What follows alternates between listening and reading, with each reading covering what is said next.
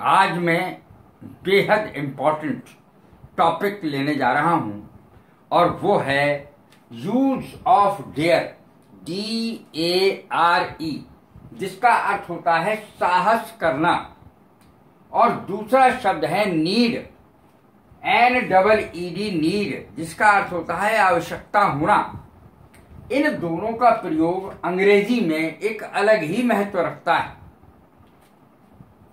इसको दोनों ही शब्दों को दोनों तरीकों से प्रयोग किया जाता है, मेन वर्ब के रूप में भी और ऑक्सिलियरी वर्ब के रूप में भी, सहायक क्रिया के रूप में भी, मुख्य क्रिया के रूप में भी।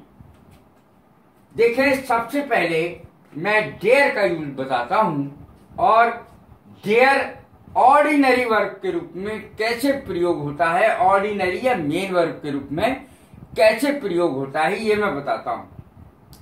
प्रेजेंट इंडेफिनिट में I, we, you, they और प्लूरल कर्ताओं के साथ, I, we, you, they और प्लूरल कर्ताओं के साथ अर्थात बहुवचन कर्ताओं के साथ क्रिया में यानी वर्ब में S या ES का प्रयोग नहीं होगा। जब इसको मेन वर्ब के रूप में प्रयोग किया जाएगा तो प्रेजेंट इंडेफिनिट की तरह यूज किया जाएगा, बिल्कुल जैसे करते हैं।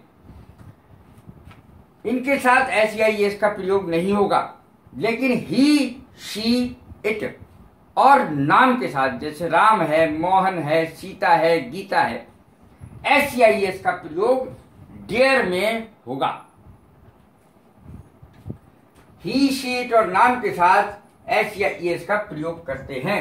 अब देखें, do you dare to beat him, do you dare to beat him, क्या तुम में उसे पीटने की हिम्मत है?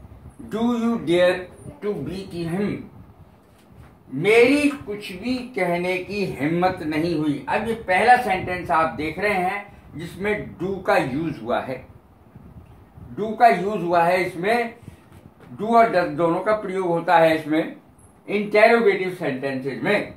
Do you dare to beat him, क्या तुम में उसे पीटने का साहस है?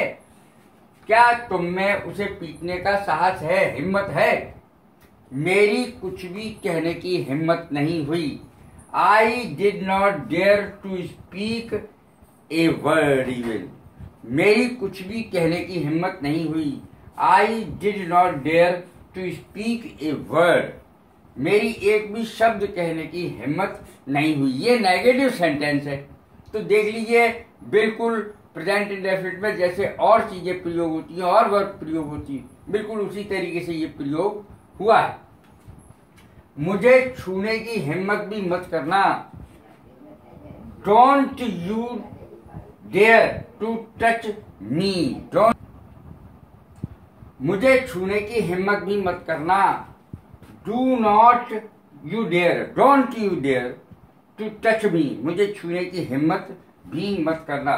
तो इस प्रकार के सेंटेंसेस में डू या डज का प्रयोग डेयर के साथ ऐसे ही किया जाएगा जैसे अन्य क्रियाओं के साथ। अब देखें, डेयर को ही हेल्पिंग वर्ब के रूप में क्या क्या इसमें परिवर्तन आते हैं।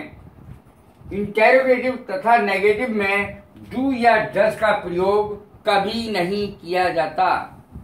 इंटेरोगेटिव में तथा नेगेटिव में डू या डज का प्रयोग कभी नहीं किया जाता।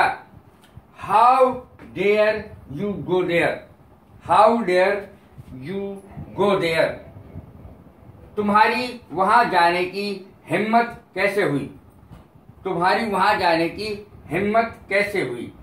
इन वाक्यों में इंफिनिटिव में टू का प्रयोग नहीं किया जाएगा। इन वाक्यों में टू का प्रयोग यानी इंफिनिटिव में टू का प्रयोग नहीं किया जाएगा।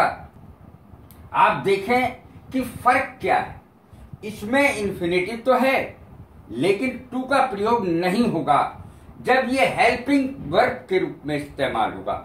जब मेन वर्ब के रूप में इस्तेमाल होगा डेयर, तब इसमें इंफिनिटिव में टू आएगा, लेकिन जब हेल्पिंग वर्ब के रूप में इस्तेमाल होगा डेयर का तो टू का प्रयोग नहीं होगा।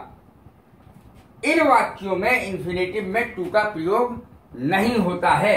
जब हेल्पिंग वर्ब के रूप में डेयर काम करता है। He dare not even kill a rat. उसमें चूहा मारने का भी साहस नहीं है, उसमें चूहा मारने की भी हिम्मत नहीं है, उसमें चींटी मारने की भी हिम्मत नहीं है। He dare not even kill a rat. अब देखें हाउ के साथ, जैसे मैंने इसमें प्रयोग किया, how dare you go there. अब इसमें गो को देखें, इससे पहले टू नहीं लगा है, और ऊपर देखें तो हर एक में लगा हुआ है। Do you dare to beat him, तो उसमें टू लगा हुआ है बीट से पहले। तो इसका मतलब यह इसमें इन्फिनेटिव आएगा टू के साथ जब मेन वर्ब की तरह इसका यूज होगा, और जब हेल्पिंग वर्ब की जगह यूज होगा तो कभी भी टू का प्रयोग, इन्फिनेटिव में टू का प्रयोग नहीं होगा। He dare not kill a rat, ये मैं बता चुका हूं।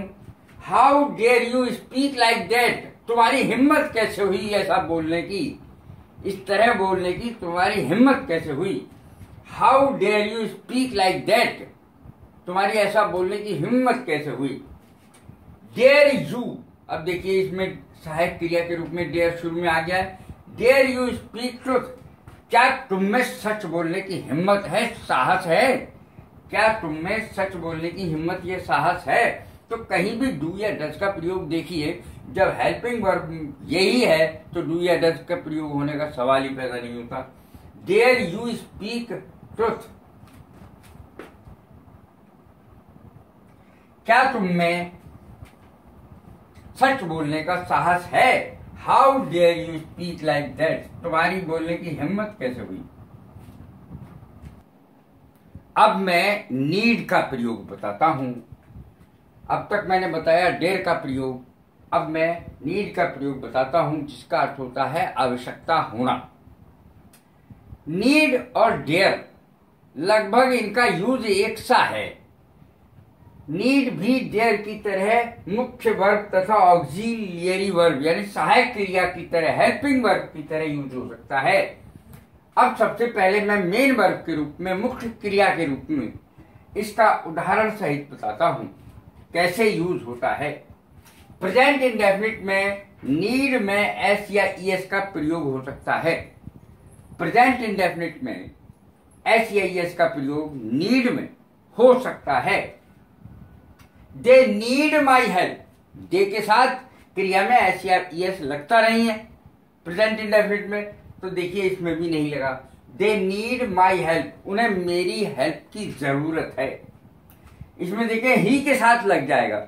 ही नीड्स रेस्ट, उसे जरूरत है आराम की, उसे आराम की जरूरत है, तो ही के साथ नीड्स आ गया प्रेजेंट इंडेफिनिट में, जैसे ही के साथ क्रिया में एस या ईएस लगता ही है।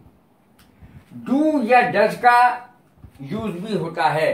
Do you need to go there, do you need to go there, क्या तुम्हें वहां जाने की आवश्यकता है, इस प्रकार से यूज होता है। पास्ट इंडेफिनिट में नीड का नीडेड हो जाता है, अर्थात नीड शब्द में ईडी लग जाएगा, सेकंड फॉर्म हो जाएगी वर्ब की।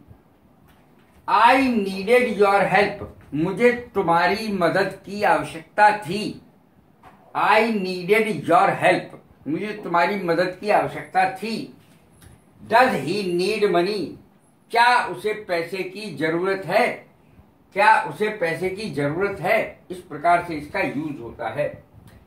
मेन वर्ब की तरह यूज होने पर इन्फिनेटिव में टू के साथ यूज होता है। इन्फिनेटिव जो है वो अकेला नहीं, टू के साथ आएगा। I do not need to walk, मुझे घूमने की जरूरत नहीं है, टहलने की जरूरत नहीं है। I do not need to walk, देखिए इसमें टू लग गया, क्योंकि इस जगह इसका इस्तेमाल मेन वर्ब की तरह है, इसलिए। अब मैं बताऊंगा हेल्पिंग वर्ब के रूप में इसमें क्या क्या फर्क आता है। इंटेरोगेटिव तथा नेगेटिव सेंटेंसेस में डू या डज का प्रयोग नहीं होगा तथा इन्फिनेटिव में टू का प्रयोग भी नहीं होगा।